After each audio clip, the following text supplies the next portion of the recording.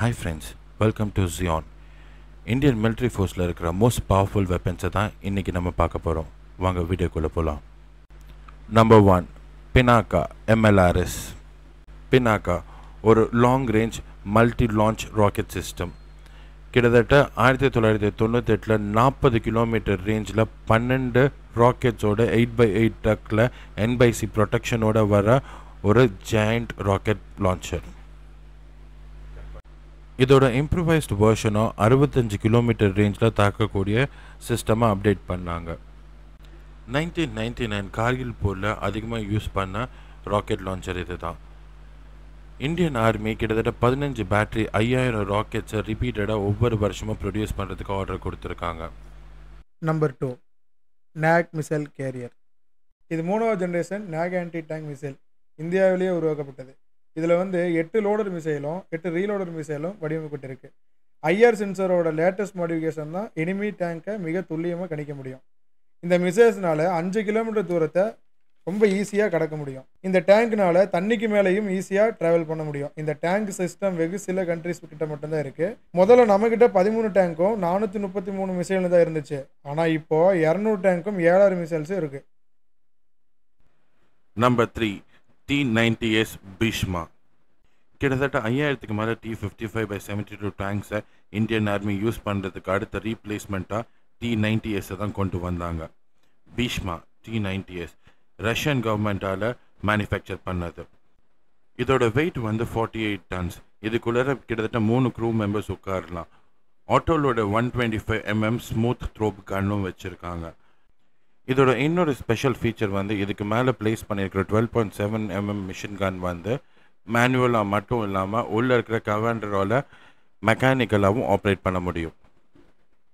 இது முன்னாடி T-90S downgraded version of Russian T-90Aன்னு சொல்லிட்டு இருந்தாங்க. ஆனால் ஃப்ரெஞ்ச், இஸ்ரேல் அண்ட் ஸ்வீடிஷ் சப்சிஸ்டத்தோட மிங்கிள் பண்ணி ரஷ்யன் வேரியண்ட்டை விட இது அதிகபட்ச ஃபீச்சர்ஸோட இந்தியன் எக்கானமி பில்ட் பண்ணாங்க. இனிஷியலாக நம்மக்கிட்ட 600 நம்பர்ஸ் ஆஃப் T-90S பீஷ்மா இருந்துச்சு.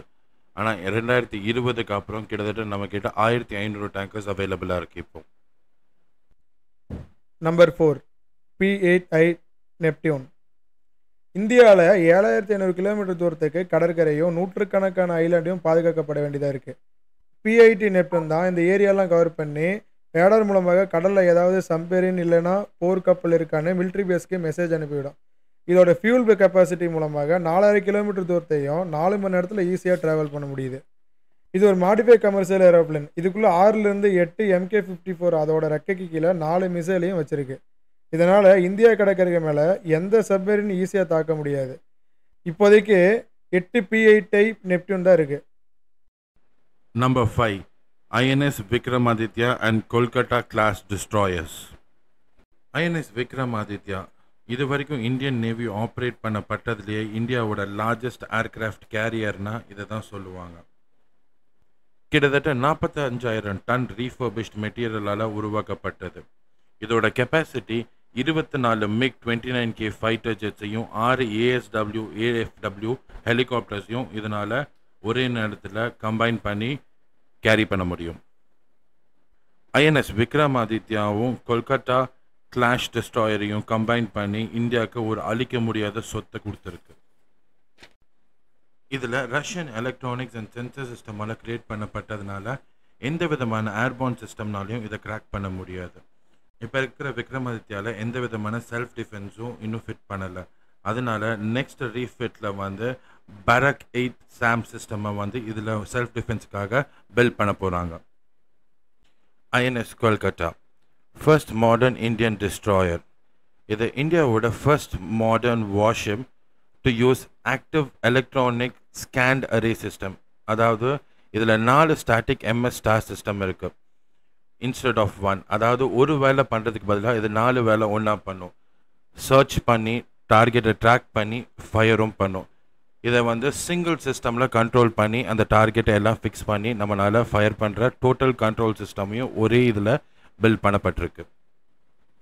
இதில் கிட்டத்தட்ட 16 BrahMos supersonic long range anti missiles built பண்ணப்பட்டிருக்கு. இது வரைக்கும் நம்மக்கிட்ட இருக்கிற வார்ஷிப்லேயே டெட்லியஸ்ட் வார்ஷிப்ன்றதை ஐஎஸ் கொல்கட்டா கேரியருக்கு சொல்லுவாங்க. இதனால் கிட்டத்தட்ட 300 கிலோமீட்டர்ஸ் ரேஞ்சில் இருக்கிற ஒரு எனிமி ஷிப்பை ரொம்ப அக்யூரேட்டாக ஹிட் பண்ண முடியும். இந்த ஷிப்பில் நிறைய ஆன்டி சப்மரின் லான்ச்சர் சிஸ்டம் இருக்குது, 76mm மெயின் கன்ஸும் இருக்குது, 30mm கேட்லின் கன்ஸும், டூவல் ஹெலிகாப்டர் ஹேங்கர்ஸும் இந்த இதில் பில்ட் பண்ணப்பட்டிருக்கு.